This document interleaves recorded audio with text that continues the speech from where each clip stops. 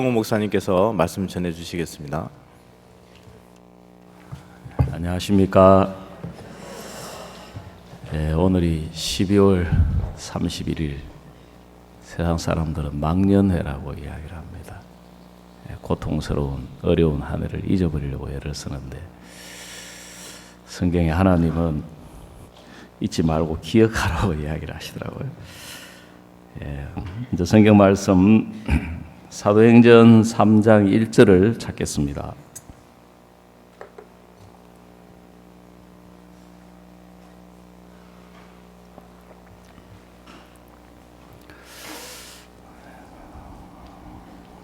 신약성경 사도행전 제3장 1절입니다.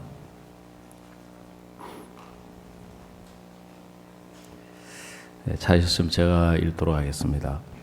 제9시 기도 시간에 베드로와 요한이 성전에 올라갈새 나면서 안전병이 된 자를 사람들이 메고 오니, 이는 성전에 들어가는 사람들에게 구걸하기 위하여 날마다 미문이라는 성전문에 두는 자라. 그가 베드로와 요한이 성전에 들어가려 함을 보고 구걸하거늘 베드로와 요한으로 더불어 주목하여 가로되 우리를 보라 하니, 그가 저희에게 무엇을 얻을까 하여 바라보거늘 베드로가 가로되 은과 금은 내게 없거니와 내게 있는 것으로 내게 주노니 곧 나사렛 예수 그리스도의 이름으로 걸으라 하고, 오른손을 잡아 일으키니 발과 발목이 곧 힘을 얻고 뛰어 서서 걸으며 그들과 함께 성전으로 들어가면서 걷기도 하고 뛰기도 하며 하나님을 찬미하니, 모든 백성이 그 걷는 것과 및 하나님을 찬미함을 보고 그 본래 성전 미문에 앉아 구걸하던 사람인 줄 알고 그의 당한 일을 인하여 심히 기이 여기며 놀라니라. 나은 사람이 베드로와 요한을 붙잡으니 모든 백성이 크게 놀라며 달려나아가 솔로몬의 행각이라 칭하는 행각에 모이거늘, 베드로가 이것을 보고 백성에게 말하되 이스라엘 사람들아, 이 일을 왜 기이 여기느냐? 우리 개인의 권능과 경건으로 이 사람을 걷게 한 것처럼 왜 우리를 주목하느냐? 아브라함과 이삭과 야곱의 하나님 곧 우리 조상의 하나님이 그 종 예수를 영화롭게 하셨느니라.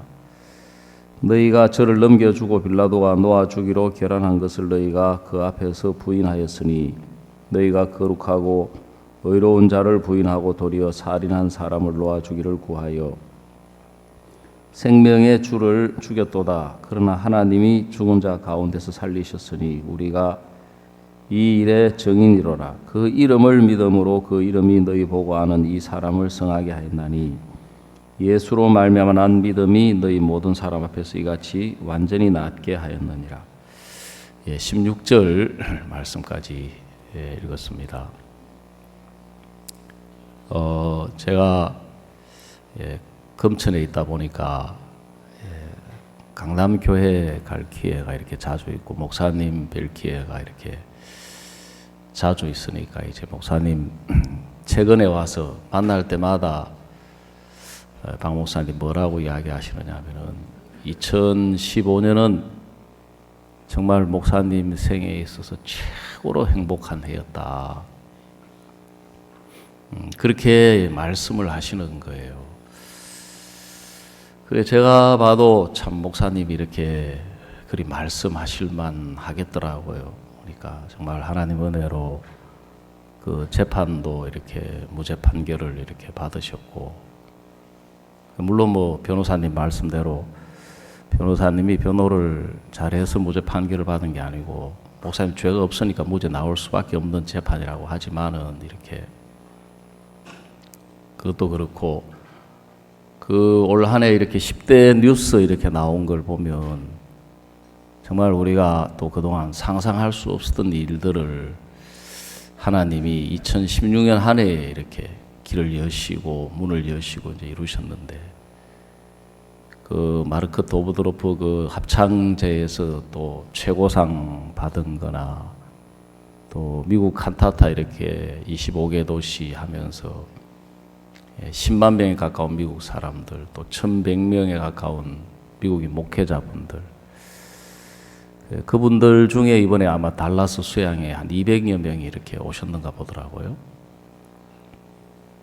그래서 이제 토요일마다 이제 목사님이 전 세계 지역별로 돌아가면서 이렇게 선교사님들하고 채팅하는 시간이 있습니다.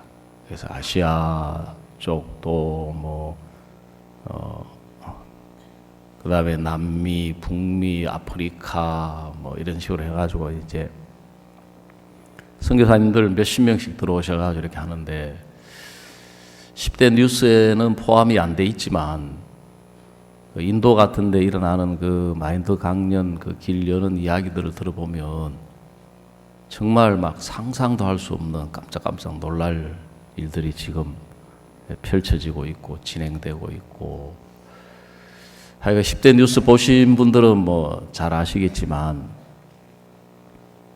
정말 올 한 해 동안 하나님께서 전 세계 구석구석에까지 심지어 어제 그 이현목 목사님 말씀하셨지만 우리가 알지도 못하던 그 남태평양에 있는 섬들에까지 이 복음이 전해져 가지고 구원을 받고 또 최근에는 특히 이제 이 우리를 대적하는 입장에 있던 기성교회 목사님들이 이제 해외에서는 막 계속 그동안 구원받는 역사가 있었는데 지금은 이제 국내에서도 이렇게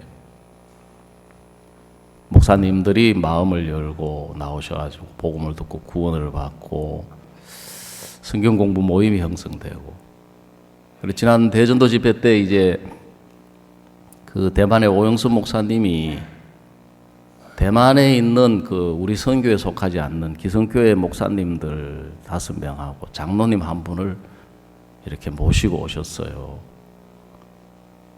그리고 이분들이 이제 왜 그때 한국에 이렇게 오셨느냐 하면 대만에 있으면서 이제 우리 오영순 목사님하고 몇 년 전부터 이제 교류가 있어가지고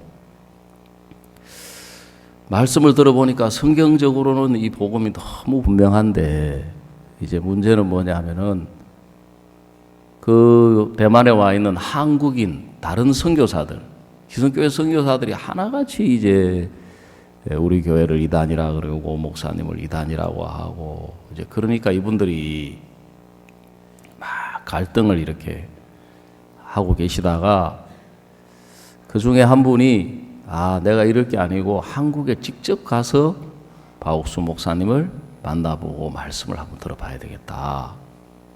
그래 혼자 오려고 하니까 이제 겁이 나는 거예요. 왜 이단에 빠질까 싶어가지고.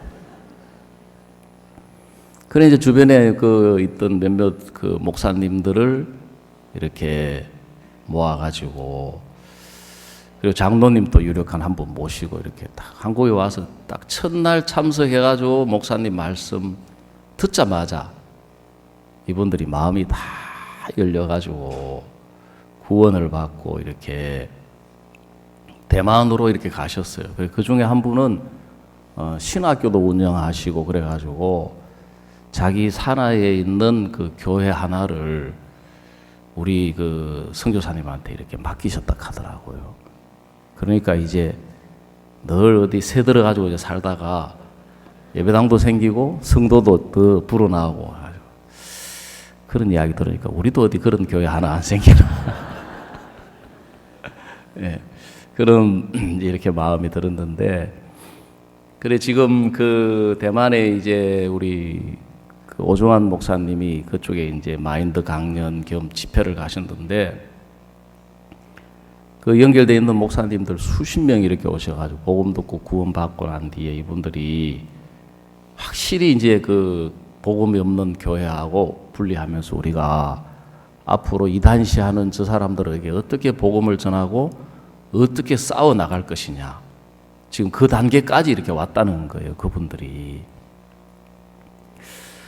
그래 진짜 이렇게 그 목사님 말씀을 들어보면 목사님 정말 2015년 한 해 참 행복하시겠다는 이제 그런 마음이 들었는데 제가 이제 좀 생각을 해보면 목사님은 2015년만 최고 행복했다고 말씀하신 게 아니고 2014년도에도 그렇게 이야기하시고 2013년 지금 보면 해마다 그렇게 말씀을 이렇게 하셨던 것 같아요. 그리고 그라시아스 합창단도 뭐 지금 세계 최고의 합창단이라고 이제 목사님 이야기 안 하셔도 전 세계 뭐 어디를 가도 이렇게 세계 최고의 합창단이라고 우리가 뭐 누구도 이제 인정할 수밖에 없게 됐지만은 목사님은 이제 벌써 뭐 10년 전부터 10몇 년 전부터 처음부터 세계 최고의 합창단이라고 이야기를 하셨잖아요.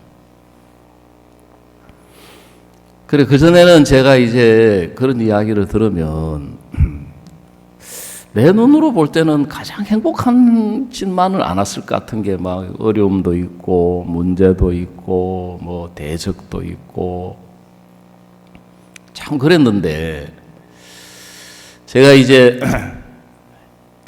2년 전에 이제 목사님하고 하나님이 이렇게 만날 기회를 주셨는데 그전에는 제가 교회 안에 있으면서 뭐 위치도 있고 교회도 있고 형제 자매들도 있고 이제 그런 속에서 목사님을 만났는데 제가 2년 전에 이제 목사님을 만났을 때는 완전히 이제 제가 망하고 시험 들고 도망가고 불신하고 뭐 대적하고 이제 하나님이 하여간 뭐 제가 구원받고 이렇게 77년도에 구원받았으니까 87, 97, 2007, 2017년 되면 이제 만 40년 되고 그리고 1985년도에 선교학교 들어갔으니까 95년 뭐 2005년, 2015 지금 만 30년 세월인데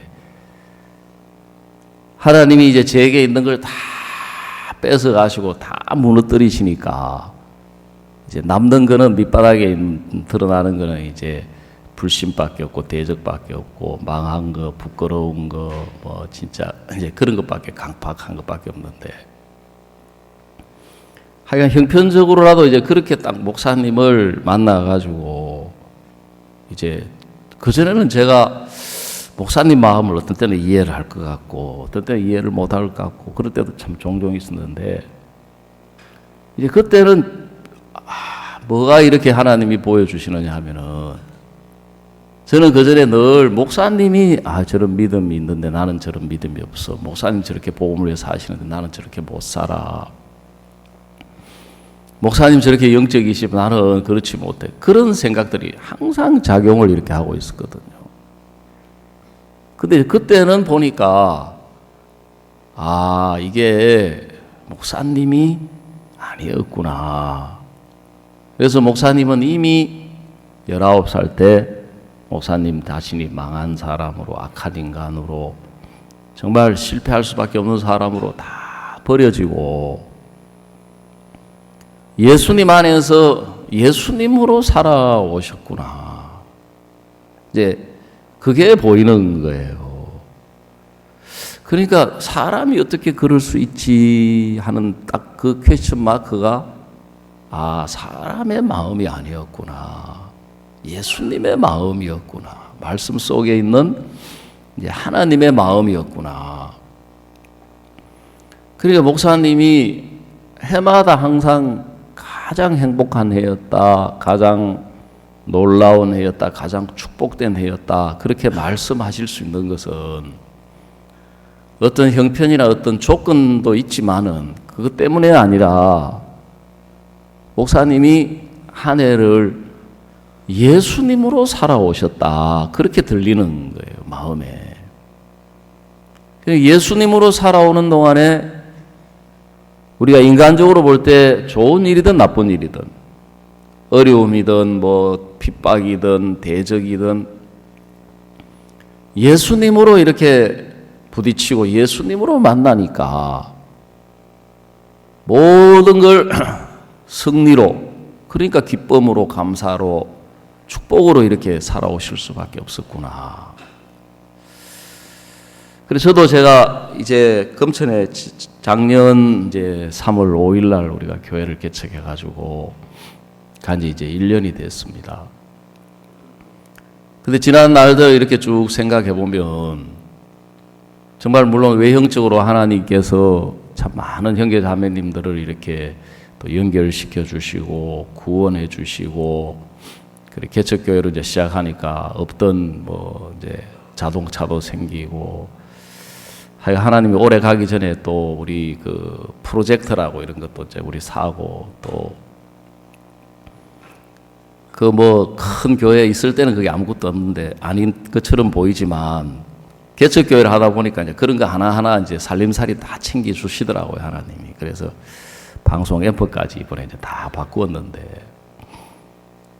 그런 것보다도 제가 하나님 앞에 이렇게 참 감사하고, 정말 주님 안에 참 어느 해보다도 행복한 한 해를 살아올 수 있었던 것은 하나님이 제 신앙 속에 일을 하셔가지고 예수님으로 살 수밖에 없도록, 내 자신으로는 지금 생각을 해보면 늘 주님의 역사 속에 주님의 은혜 안에 있었지만 항상 거기에는 늘 제 자신이 조금씩 늘 이렇게 포함이 돼 있었던 것 같아요. 악하고 추하고 막 이런 저는 버리고 싶어 했지만 은혜 입고 믿음을 경험하고 역사를 경험한 나는 항상 그 마음에 이렇게 남아가지고, 어떤 때는 이제 예수님이 나타나시기도 하지만 어떤 때는 이제 제 경험이 나오고 제 지식이 나오고 제 방법이 나와가지고 이제 신앙을 했는데 하나님이 그걸 이제 다 무너뜨리시더라고요. 오늘 우리가 읽은 이 성경 말씀을 보니까 사도행전 3장에서 베드로가 성전 미문에 올라가다가 안전뱅이를 만났습니다. 날 때부터 이제 이 사람 안전뱅이가 돼가지고 구걸하는 사람인데,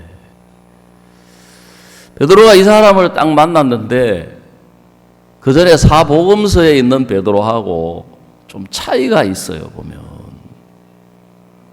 그 전에 이제 사복음서에 예수님을 만나가지고 베드로가 예수님과 동행하고 예수님과 함께 하면서 예수님의 말씀의 역사도 맛보고 능력도 맛보고 예수님의 신령한 세계도 경험하고 믿음도 이제 경험했는데, 베드로가 사복음서에 보면 어떤 문제하고 어떤 형편하고 부딪힐 때 베드로 신앙 속에, 베드로 마음에 베드로가 자주 튀어나오는 거예요. 그러니까 이제 예수님이 베드로나 제자들에게 사람들은 나를 누구라 하느냐, 어떤 사람들은 뭐 엘리야, 어떤 사람들은 선지자, 어떤 사람들은 뭐 세례 요한 쭉 이야기하니까 너희는 나를 누구라고 하느냐. 그때 이제 베드로가 예수님에게 주는 그리스도의 살아계신 하나님의 아들입니다. 그 예수님이 이제 바요나 시몬아 네가 복이 있다, 이를 내게 알게 하니는 혈과 육이 아니요 내 아버지의 성령이니라 그랬는 거예요. 그러면 이제 그 말귀를 알아들어야 되잖아요. 이거는 네가 아니다, 아버지의 성령이다, 이제 그 말씀이신데,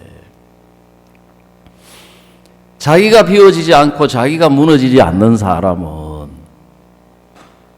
그게 그렇게 들려지는 게 아니고, 나도 성령으로 이야기를 했구나, 나도 성령으로 고백을 했구나.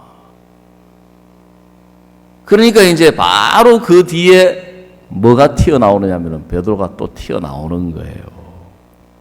그 예수님이 이제 십자가에 못 박혀서 이방인들의 손에 팔려가지고 십자가에 못 박혀 죽으시고 사흘 만에 부활할 걸 이야기하시니까 베드로가 바로 있다가 주여 결코 이 일이 주께 미치지 못하리이다. 예수님 바로 뭐라고 이야기했습니까? 바로 사탄아 내 뒤로 물러가라, 너는 나를 넘어지게 하는 자로다. 그래서 사도행전에 어떤 일들을 만나고 어떤 일들을 부딪힐 때 베드로가 자주 나왔거든요. 베드로가 나타나고 베드로 생각이 나오고 베드로 판단이 나오고 그렇게 했는데, 여기 사도행전을 보니까 분명히 베드로가 이 안전뱅이를 만났는데 베드로 마음에서 베드로가 나오는 게 아니고 예수님이 나오더라는 거죠. 3장 6절을 우리 한번 다 같이 한번 읽어보십시다. 시작. 베드로가 가로되 은과 금은 내게 없거니와 내게 있는 것으로 내게 주노니 곧 나사렛 예수 그리스도의 이름으로 걸어라 하고 그랬습니다. 베드로 마음에는 이제 은도 없고 금도 없고 좋은 거 아무것도 없지만 베드로 마음에 예수님 한 분이 살아 계셨다는 거죠. 그래 제가 그전에도 이 말씀을 참 많이 읽고 이제 참 많이 들었는데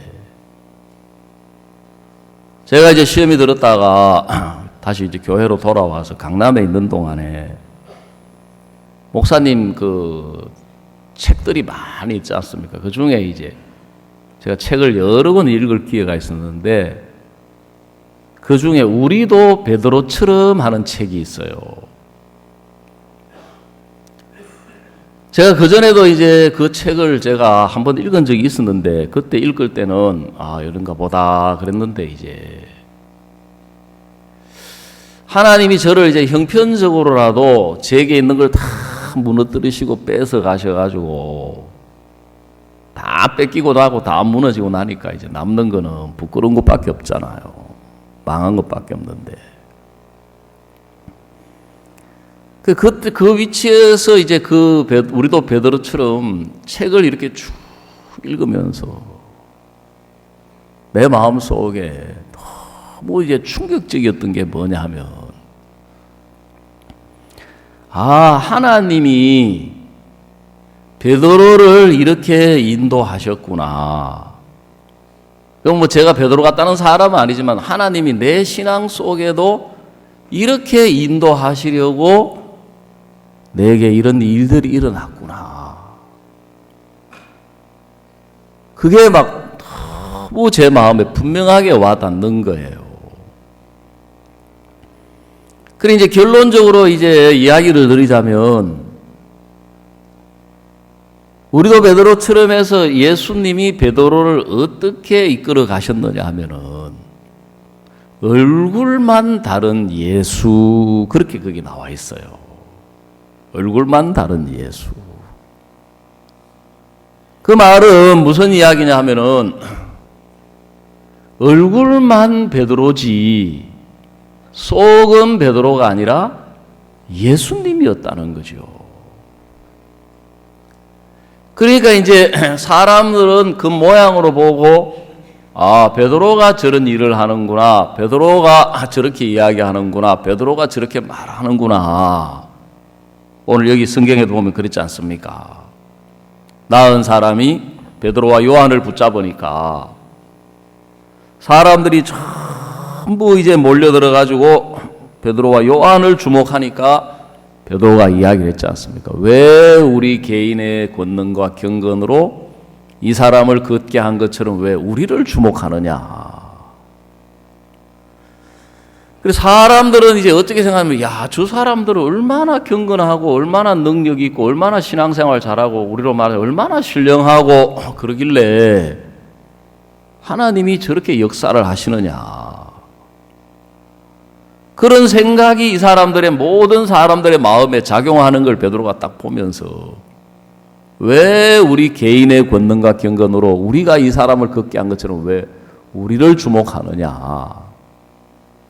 이거는 우리가 아니라 나사렛 예수다. 우리 안에 살아계신 예수님이지 우리가 아니다. 그래 하나님은 이제 베드로를 신앙을 이렇게 이끄시면서 바로 이제 어디로 이끌어 가시고자 했느냐 하면은 껍데기만 베드로지 그 속에는 베드로가 아니라 베드로를 다 무너뜨리고 비우시고 베드로를 버리게 하셔서 예수님 한 분만 살아계신 베드로, 예수님 한 분만 살아있는 베드로로 이끌어 가기를 원하셨다는 거죠. 그래서 거기 보면 베드로의 생애를 크게 3등분으로 이렇게 나누어 놨습니다. 그래서 첫 번째 단계의 베드로는 뭐냐 하면은 예수님을 만나기 전에 베드로. 예수님 만나기 전에 베드로는 뭐 100% 자기 생각, 자기 판단, 자기 경험, 자기 지식을 따라서 이제 살아왔지요. 그래서 베드로는 이제 어부니까 그 갈릴리 호숫가에서 고기잡이로 이제 잔뼈가 굵어서 살아온 사람인데 예수님을 만나기 전이니까 100% 베드로 생각이고 베드로 경험이고 베드로 판단이고 베드로의 마음, 베드로의 뜻을 따라 살아온 거지요.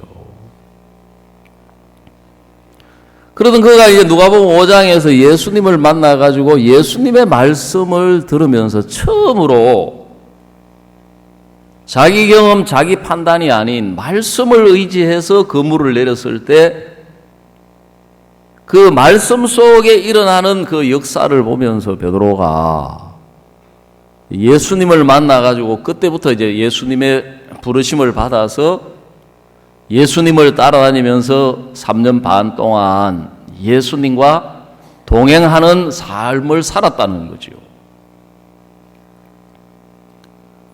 베드로는 누구보다 가까이서 예수님과 동행했고 예수님을 봤습니다.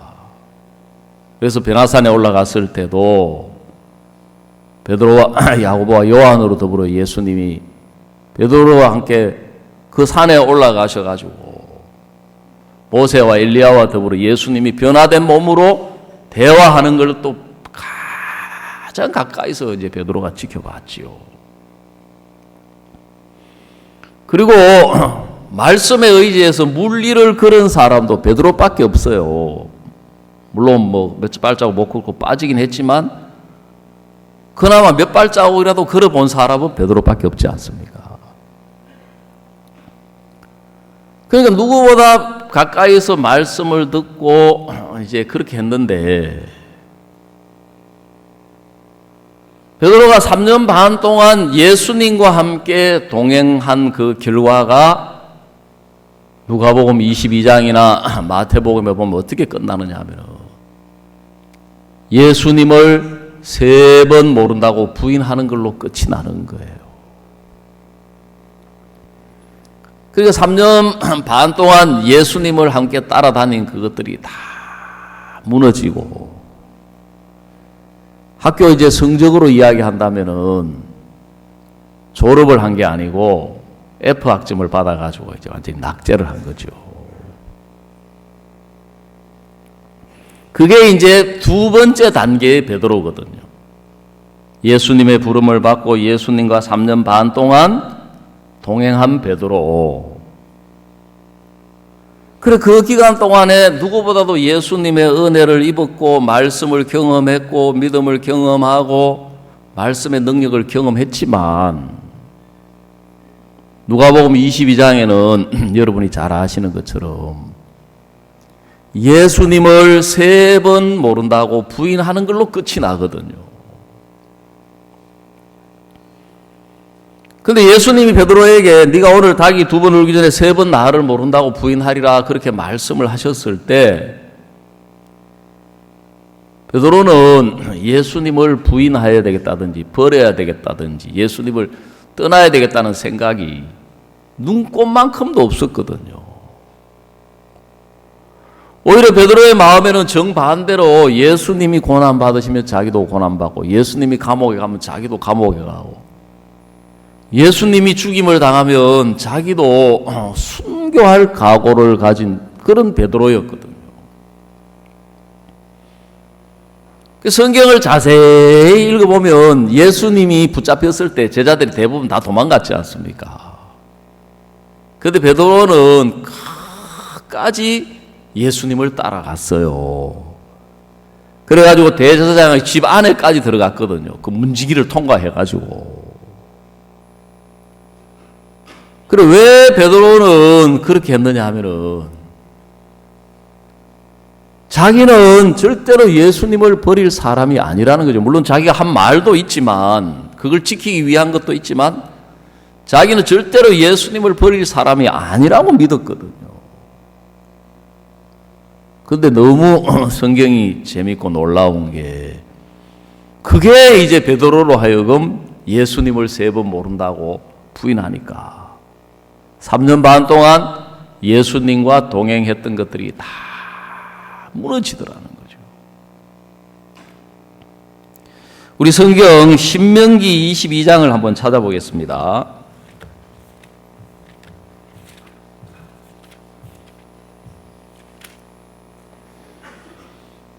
신명기 22장 9절입니다.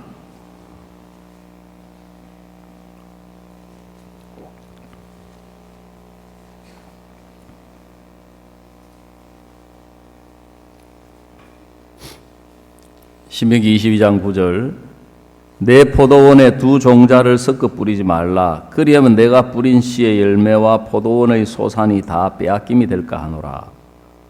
너는 소와 나귀를 결의하여 갈지 말며 양털과 배실로 섞어 짠 것을 입지 말지니라.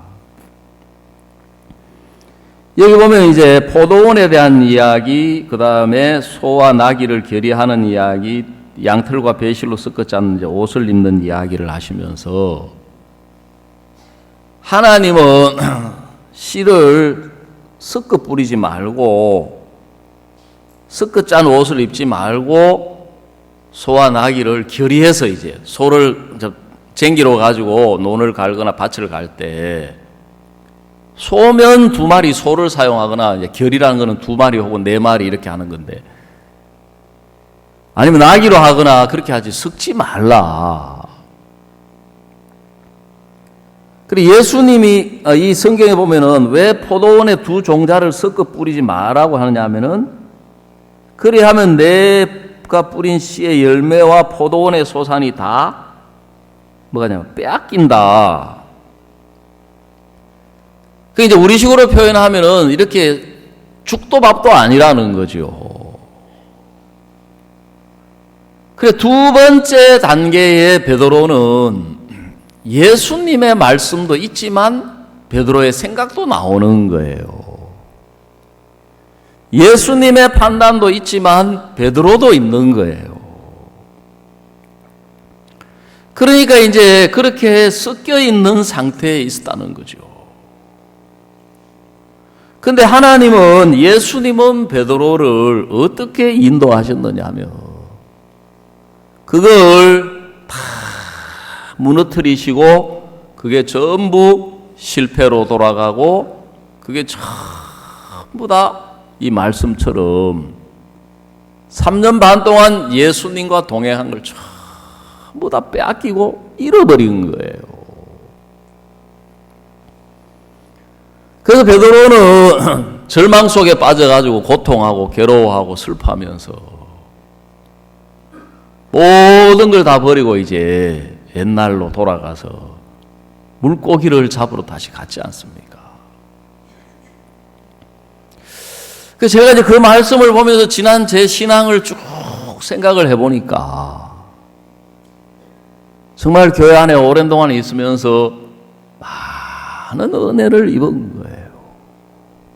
또 그리고 하나님의 많은 역사를 경험한 거예요. 근데 이제 문제는 뭐냐 하면은 항상 그 예수님의 역사 속에 그 말씀 속에 그 은혜 안에 보면은 제 생각도 그게 항상 포함되어 있는 거예요. 제 추하고 악하고 그런 생각은 버리려고 하지만 저도 나도 이런 은혜를 입어서 그래도 이런 믿음을 경험해서 하나님이 이렇게 역사를 하셔서 이제 그런 이야기를 하려고 하면 저도 할 이야기가 굉장히 옛날에는 많은 사람이었어요. 근데 지금은 이제 할 말이 없는 사람이니까 하나님이 그거 다 뺏어가 버리니까 다 무너뜨리니까 이제 할 말이 없게 됐는데 그러니까 말씀도 있지만 내 생각도 항상 따라 붙는 거예요. 예수님의 역사도 있지만 그게 항상 저도 이렇게 남아가지고 항상 포함이 돼 있는 거예요. 저는 제가 성경에 베드로에 대한 말씀이 기록되어 있는 게 너무 감사한 거예요. 물론 제가 악한 인간이 되고 망한 자가 되고 실패한 사람이 되니까 뭐 베드로 이야기뿐만 아니라 나오미에 대한 말씀이나 탕자에 대한 이야기나 전부 이제 성경은 저에 대한 말씀을 하고 있는데, 하나님이 베드로를 이끌어 가셨던 것처럼 내 신앙을 이렇게 이끌어 가셨구나. 그리고 목사님도 이제 그런 제 신앙을 정확하게 보시고 오래전부터 이제 저한테 이야기를 하셨거든요. 그래서 지금 와서 돌이켜 생각해 보면은 제 마음에 그 목사님이 하시는 이야기를 받을 만한 마음이 없었던 거예요. 왜? 제 생각으로 꽉 차 있으니까. 제가 1989년도에 제주도 있을 때 이렇게 목사 안수를 받았습니다. 사역 나간 지 이제 3년 만에 목사 안수를 받았는데, 또 이제 안동에 가서 교회를 개척하고 아무도 없는 데 가가지고 이제 하나님 은혜로 구원을 받고 또 한 20여 명 이렇게 모여가지고 교회가 형성이 되는 거예요. 그때만 해도 이제 주변에 다른 교회들이 없던 시절이니까 성경 공부하면 더 많은 사람들이 있죠. 그때 이제 제가 의성, 그 안개, 심지어 그 탐리, 금성, 그리고 봉화, 영주, 지금 이제 문경, 옛날에 점촌이라 그랬거든요. 거기까지 이제 성경 공부를 쫓아다녔었는데, 그래가지고 이제 구원받는 사람들이 막 일어나고 하면서 2년 만에 제가 제주도로 갔어요. 2년도 다 못 채웠던 것 같아요. 그 목사님이 처음에 저를 거기 보내실 때는 자네 평생 그 안동에 있는 사람들을 위해서 복음을 전한다고 생각하고 그 마음으로 살아라. 예, 하지만 이제 제 머릿속에는 어떤 생각이, 우리 교회가 사역자 이동이 있는 교회인데 오래 있으면 한 5년 안 있겠나. 항상 생각이 따라 붙어요, 그렇게. 그 제주도 가가지고 이제 또 이제 형제 자매들이 좀 늘어나고 그래가지고 이제 목사 안수 받았는데 얼마나 기뻤겠어요. 얼마나 감사하고 하나님 은혜 입었다고 생각하고 또 교회 은사를 인정받았다고 생각하고. 그래가지고 제가 이제 한 목사 안수 받고 한 3개월쯤 제 기억에 정확하지는 않지만 목사님을 다시 만났어요. 그때 대구에서 집회가 있어야 갔는데 아직 그때 머리에 바른 기름이 다 안 날아가고 아직 바짝거리고 한참 남아있을 텐데 마음에. 목사님 저보고 뭐라 하시냐면 자네하고 나하고는 길이 다르다. 자네 언젠가 나를 대적하고 떠나갈 거다 그러셨거든요. 그때가 89년이었던 것 같아요. 근데 저는 은혜 입었다고 생각하고 있는데 목사님 이제 그렇게 이야기를 하시니까 그때는 왜 그런 이야기를 하시지? 그럼 요즘 같으면 목사님 왜 그렇습니까? 뭐가 문제입니까? 제가 왜 길이 다릅니까? 들고 나가서 이제 물을 수도 있지만은 그때는 그런 마인드도 없었던 것 같아요, 보니까. 왜 그저 목사님 무섭기만 하고 부담스럽기만 하고. 그 내 생각 속에 이제 어떻게 생각하겠습니까? 목사님하고 나하고 왜 길이 달라? 목사님도 복음을 위해서, 나도 직장 다니다 그만두고 복음을 위해 살고 있고, 내가 왜 교회를 떠나갈 사람이 뭐 하려고 직장 버리고 예수님 이렇게 따라왔겠어. 이제 그런 생각들이 항상 작용을 하는 거죠. 그 지금 생각해보면 항상 어떤 일이 잘 되고 난 뒤에 목사님이 꼭 그 한마디씩 하셨거든요. 자네는 일이 안 되고 막 어렵고 망하고 막 실패하고, 그때 이제 이야기를 하셨으면은 형편하고 맞으니까 그런 거예요. 일이 잘 됐어요. 근데 목사님은 뭐라 하시냐면은 자네는 타락할 대로 타락하고 부패할 대로 부패하고 썩을 대로 썩었다. 자네는 안 된다 그러시는 거예요. 그래, 예, 뭐 그렇죠. 하지만은 왜 그러시지? 내가 뭐가 문제가 있지? 내 안에서 아무리 생각을 해보고 나를 돌아보고 나를 찾아봐도 그렇게 안 보이는 거죠. 근데 이제 목사님은 그때 목사님의 마음이나 목사님의 생각을 이야기하셨던 것이 아니고 하나님의 말씀을 제 마음에 보내셨는데, 하나님의 말씀을 딱 보내보면 자기가 세워져 있고 자기 생각이, 자기 판단이, 자기 경험이 살아있는 마음에는 그게 들어갈 수가 없어요. 얼마 전에 이제 그런 말씀도 하셨지만은, 나는 포도나무에 내 아버지는 농부라, 그래서 목사님이 농부에 대한 이야기를 하시면서, 저도 15살까지 농촌에 살았으니까 농사 짓는 걸 옆에 가까이 보고 봤지요. 그 농부는 그냥 아무 밭에나 아무 논에나 씨를 안 뿌리거든요. 수술을 하고 나면은 논이나 밭이 그냥 있는 게 아니고 잡초가 올라오고 딱딱하게 굳어 있으니까 농부는 그걸 파서 뒤집으면은 햇볕에 이제 뿌리가 드러나가지고 잡초가 다 죽고 마르고, 그 다음에 그 흙덩어리를 다 깨뜨려서 이제 아주 부드러운 흙으로 만든 다음에 잡초를 전부 제거한 다음에 이제 거기다 씨를 뿌리지 않습니까? 제가 이렇게 교회 안에 오래 있었지만 하나님은 이 교회를 통해서, 종을 통해서 말씀을 계속 제 신앙 속에 뿌리셨는데 내 마음에는 항상 그래도 내 생각이 남아있는 거예요. 잡초처럼. 내 판단이 남아있고 내 경험이 남아있고 내 지식이 남아서 영향을 주는 거예요.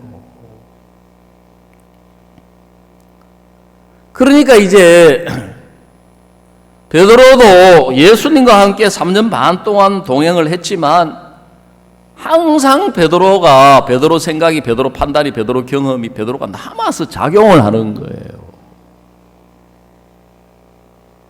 그게 누가복음 22장에 가서 다 무너지는 거예요. 그러니까 이제 자기는 예수님과 함께 감옥에도 가고 순교할 사람이라고 생각했는데, 예수님의 말씀은 닭이 두 번 울기 전에 3번 네가 나를 부인할 거다. 그러니까 이제 끝까지 자기는 예수님을 부인 안 하려고 했는데 결국 그게 예수님을 3번 부인하면서, 베드로가 보니까 가장 가론유다하고 다를 바가 하나도 없는 사람이 된 거죠. 그 베드로가 이제 누가복음 22장으로 끝이 났으면 비극이잖아요. 비극. 예? 비극이잖아요. 한 2년 전에 윤종수 목사님이 수양회 때 오전 B시간 말씀을 전하셨대요. 그래서 제가 한번 강남에 있을 때 그 김보건 형제님 구역의 구역장인데 구역 예배를 갔는데 그 형제님이 간증을 하더라고요. 자기 자매가 그 전에 수양에 갔다 와가지고 막 말씀을 듣고 너무 은혜를 입었다 하면서 막 간증을 하니까 마음에 약간 시기가 올라오더래요. 왜? 자매가 너무 은혜 입고 막 행복해하고 싶어. 야, 나도 저런 은혜 입어야 되겠다 싶어. 자기는 그 차수 못 가가지고 이제 인터넷에 들어가가지고 윤종수 목사님 말씀을 들어보니까 첫째 시간, 둘째 시간 말씀 들으니까 은혜가 오는 게 아니고 너무 고통스럽고 화가 나더래요. 박 목사님 너무 하신다. 우리 목사님 너무 하신다. 아니, 복음을 위해서 사하라 사막에 피를 뿌리고 아프리카에 생명을 바치려고 하는데 왜 그걸 다 뺏어? 다 뺏어가지고 계속 뺏고 또 뺏고 또 뺏어가지고 마지막에 이제 부사역자로 갔는데 그것도 다 뺏어가지고 쫓아내. 그 생각이 막 들더라는 거죠. 근데 윤종수 목사님이 그 마음을 알기나 하는 것처럼 여러분 끝까지 다 들어야 됩니다. 여기까지 들으면 시험 듭니다. 마지막은 해피엔딩으로 끝납니다. 가더라는 거죠. 끝까지 다 들어봐야 되겠다. 그래가지고 진짜 끝까지 다 들어보니까 그러면 그렇지. 과연 목사님은 하나님의 종이시는구나. 인간적인 걸 용납을 안 하시는구나. 인간적인 걸 다 무너뜨리고 예수님만 세워가시는구나. 그 간증을 쭉 이렇게 하더라고요. 시차 베드로가 예수님 3년 반 동안 배도 버리고 그물도 버리고 모르긴 하지만은 장모가 있는 걸 보면 마누라도 버리고 이렇게 예수님을 따라갔는데 그가 예수님을 3번 부인하고 모르는 걸로 끝이 나서 옛날 물고기 잡으러 다시 돌아가면은 비극이잖아요. 얼마나 슬픕니까? 얼마나 안타깝고 얼마나 애통합니까? 그 베드로는 생각하기를 이제 자기는 더 이상 이제 끝났다고 생각을 했는데 너무 신기한 게 예수님은 끝이 안 난 거예요. 그 예수님이 찾아오셔가지고 이제 베드로를 이끌어 가시니까 그때부터 이제 베드로의 신앙은 예수님이 무슨 말씀을 하시든지 그 말씀이 그대로 들어가는 거예요. 내 양을 먹이라, 내 양을 치라. 그래, 저도 제가 이렇게 보면 제가 교회 안에 오랜 있는 세월만큼이나 내 자신 안에서 본 것도 많고 들은 것도 많고 경험한 것도 많은데 그게 제 신앙에 영향을 준 거예요. 그러니까 하나님이 그걸 다 무너뜨리고 다 뺏어가니까 저는 완전히 생각하기를 나는 사역은 고사하고 나는 이제 신앙도 실패했다. 신앙도 끝났다. 내가 사역은 무슨 사역이냐. 신앙은 무슨 신앙이냐. 그 성경에 보니까 저만 그런 게 아니라 저 같은 사람이 있더라고요. 보니까 야곱이라고 하는 사람이 있는데 하나님이 야곱이 사랑하는 걸 하나하나 뺏어 가시는 거예요. 그 하나님은 야곱이 가장 사랑하는 것들을 뺏어 가시더라고요. 라헬도 뺏어 가시더니만 이제 라헬이 낳은 요셉 하나님 뺏어 가시고 또 나중에 기근이 와서 흉년이 와서 양식을 사러 아들들 보냈더니만은 시몬 볼모로 잡히고 그리고 이제 베냐민 내놓으라는 거예요. 야곱이 막 베냐민을 너무 사랑해서 안 내놓으려고 막 그렇게 발부둥을 치더라고요. 그래가지고 막 야곱의 아들들하고 야곱하고 막 싸우더라고요. 성경에 보니까. 너가 양식만 얻어왔으면 됐지 뭐 하려고 총리 앞에 가가지고 뭐 동생이 있니 없니 가족사를 이야기해가지고 베냐민을 내놓으라고 하냐. 그러니까 이제 막 형들도 속이 뒤집어지고 불편한 거죠. 아니 아버지 우리가 그렇게 이야기하고 싶어서 그렇게 이야기했습니까? 그 사람이 요리조리 자꾸 물으니까 우리가 묻는 대로 대답해야 되죠. 그러면 대답하다 보니까 그 사람이 그렇게 이야기하는 걸 우리 보고 어쩌라고. 베냐민만 내줬으면 우리가 벌써 2번 갔다 와고 이렇게 쫄쫄 안 굶고 우리 다 안 죽을 건데. 아들들하고 막 아버지하고 싸우더라고요. 보니까요. 근데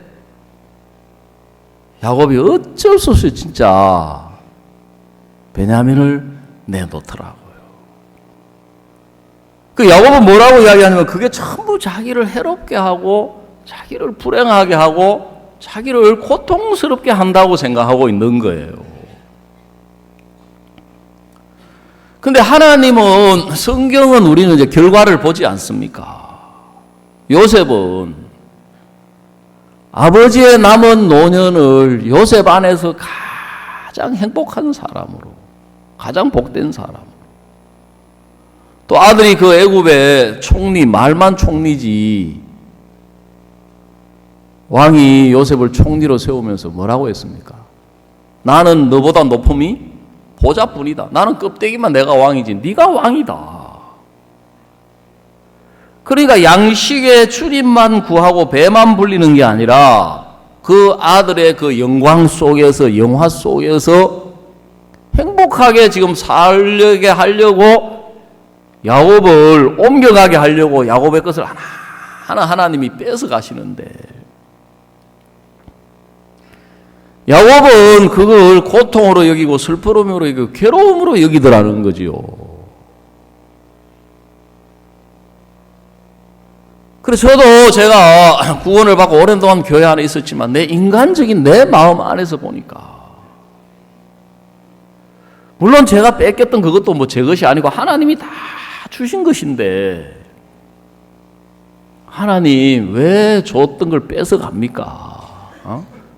세상 사람도 줬다 뺏으면 엉덩이에 뿔 난다고 그걸 모르십니까? 아니 줄 때는 왜 주고 부를 때는 뭐 하려고 복음 전하러 오라고 이끌어 주셔가지고 왜 27년 26년 사역이 다 이렇게 망가져야 되고 이렇게 추하고 이렇게 악하고 이렇게 망하고 이렇게 비참하게 돼야 됩니까? 내 마음속에 막 그런 생각으로 이렇게 차 있는 거예요. 그런데 사도행전 3장에 베드로가 나타나기까지 누가복음 22장이 있었던 거예요. 그래서 사도행전 3장에 와서 딱 보니까 결과적으로 베드로가 한 거는 실패로 끝나야 되는, 너무 잘 된 거예요. 만약에 베드로가 이야기했던 것처럼 예수님은 3번 나를 부인한다고 이야기를 하셨지만 베드로 자기 주장대로 자기 고집대로 끝까지 부인 안 하고 예수님 버리지 않는 사람이 되면 결국 예수님보다 자기가 옳은 사람이 되잖아요.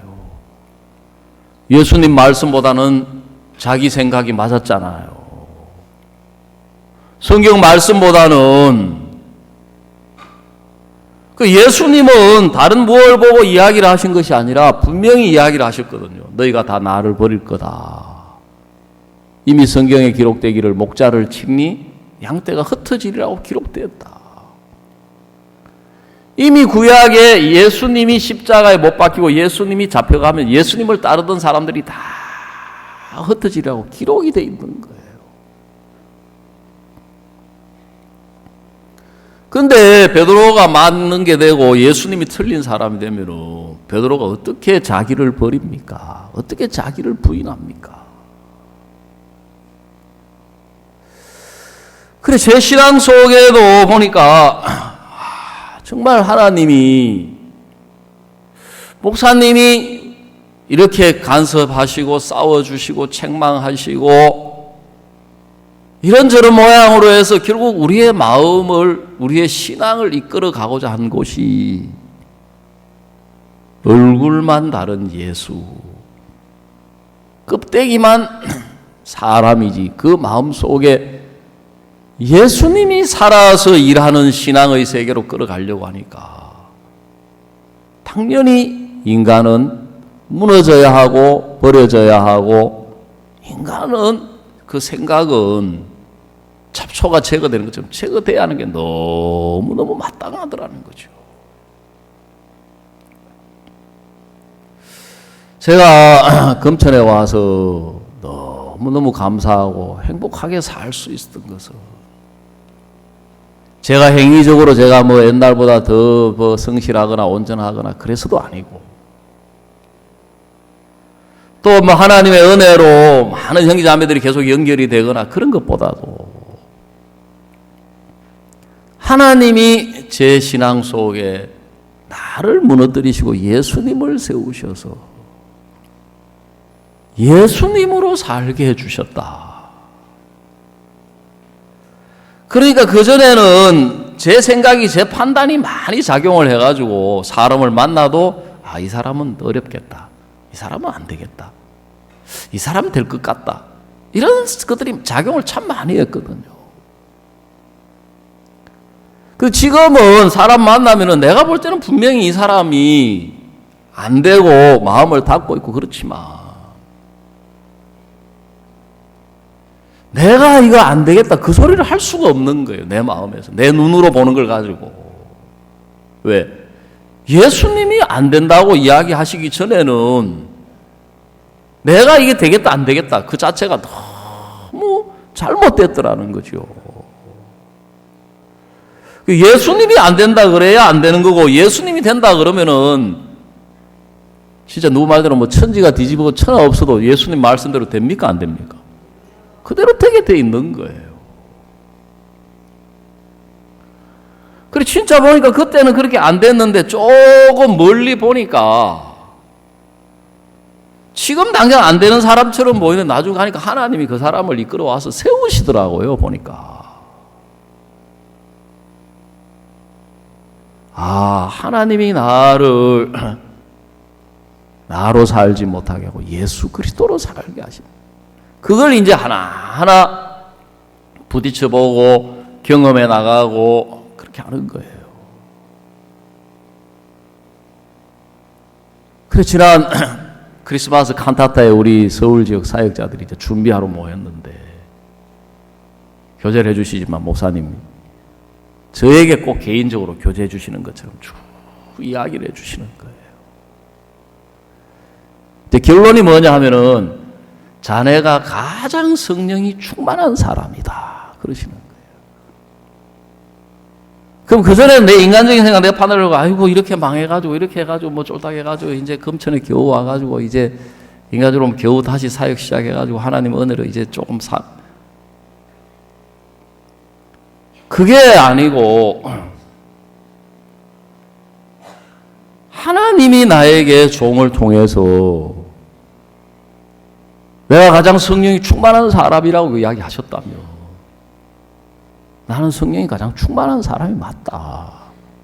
왜냐하면 내가 보고 듣고 느끼고 내가 생각하는 그거는 거짓된 것이고 악한 것이고, 그거는 그걸 전에 그걸 받아들였던 그 결과가 다 실패로 끝나고 망하는 걸로 끝나고, 다 그게 너무 분명한 거예요. 그렇기 때문에 제가 우리 교회에서도 우리 형제 자매님들에게, 목사님만 그런 게 아니라 우리도 목사님처럼 정말 우리 자신이 악한 걸 인정하고, 우리가 정말 하나님 앞에 하는 거는 대적하는 것밖에 없고 거스르는 것밖에 없고, 우리가 다 하나님 기준에서 보면 그렇거든요. 사람은 다 거짓되대 그랬습니까? 그거 인정하고 우리가 2016년 한 해 이제 예수님으로 살며, 우리도 목사님처럼 2016년 한 해 가장 행복한 해였다, 그렇게 이야기할 수밖에 없을 거라는 거죠. 무슨 일을 만나든지 우리가 이제 나타나고 우리 생각이 나오는 게 아니라, 우리 안에 살아계신 예수님이 나타나시고 예수님이 나오시며, 무슨 문제든지 예수님이 이기게 하시고, 무슨 형편이든지 예수님으로 부딪혀 나가며, 오늘 사도행전에 베드로가 이야기했던 것처럼, 은과 금은 내게 없거니와 내게 있는 것으로 내게 주노니 곧 나사렛 예수의 이름으로 일어나 걸어라. 그 베드로가 자기는 실패한 사람으로, 망한 사람으로, 예수님을 세 번 부인한 사람으로 무너지니까 이제 세워지는 것은 예수님밖에 없는 거예요. 자기 생각이 틀린 것이 되니까 예수님의 말씀이 세워지는 거예요. 그 사탄은 너무 간교해가지고 내 생각이 옳은 것처럼, 내가 신령한 사람이 되고 영적인 사람이 되고 내가 믿음 있는 사람이 돼야 신앙이 될 것처럼 그렇게 속여서 자꾸 우리 신앙 속에 예수님이 아닌 내 생각이 나오고 내 경험이 나오고 내 판단이 나오니까 신앙이 되는 것처럼 보여도 결국은 한계에 부딪힌다. 그래, 하나님께서 정말 2015년 한 해 우리 선교회를 또 목사님을 이끌어 오시면서 가장 행복한 한 해로 축복해 주셨다. 가장 놀라운 한 해였다. 이제 2016년 마지막에 가면은 또 우리가 예수님 안에서 사는 모든 것들이 가장 행복하고 복되고 놀라운 한 해였다고 이야기할 수밖에 없을 것이고, 그렇게 해서 하나님께 영광을 돌리고 하나님이 영광을 받으시겠다는 마음이 있어서 오늘 아침에 이 말씀을 드렸습니다. 기도하겠습니다. 하나님 우리 아버지, 사랑하는 주님 앞에 감사와 영광을 돌립니다. 세상 사람들은 한 해가 힘들고 어렵고 고통스러웠기 때문에 빨리 잊어버리고 새해를 맞이하면 뭔가 다른 삶이 기다리고 있을 것처럼 그런 기대를 가지고 새해를 시작하지만 결국 뒤를 돌아보면은 자기 자신으로 사는 그 인생이 다람쥐 쳇바퀴 도는 것처럼 그렇게 살 수밖에 없는데, 우리는 구원을 받고 이 교회 안에 있으면서 예수님 안에서 정말 지난 한 해를 돌아보면 모든 것들이 주님의 은혜고 축복이고 감사고 영광이었고, 또 우리 앞에 예수님 안에 새로운 일들이, 새로운 은혜가, 새로운 소망이 우리를 기다리고 있고 주님의 새로운 역사가 우리 앞에 준비되어 있는 것을 생각할 때 하나님 아버지의 이름을 찬양하고 감사하고 말할 수 없는 영광을 주님께 돌립니다. 하나님 아버지, 우리가 이 연말과 새해를 하나님의 말씀과 주님의 교제 안에서 우리가 맞이할 수 있어 너무 감사합니다. 정말 2015년 한 해를 목사님 안에서 또 믿음 안에서 이 선교회 안에서 하나님의 말씀 안에서 우리를 이끌어 주셨던 것처럼 우리가 새해도 예수님 안에서 주님의 말씀 안에서 하나님의 인도를 따라가게 하시고 발을 디뎌 나가게 하셔서 정말 우리는 다 내려앉고 우리 생각은 내려놓아지고 하나님의 말씀만이 살아계셔서 역사를 하시면 놀라운 말씀의 능력을, 그 은혜를, 그 열매를 맺게 되어서 주님을 찬양할 수 있는 그 은혜가 우리 앞에 준비되어 있는 것을 감사를 드립니다. 하나님 우리 아버지께서 온전히 우리 가운데 당신을 나타내시고 영광을 거두어 주시옵소서. 예수님의 이름으로 기도드리옵나이다. 아멘.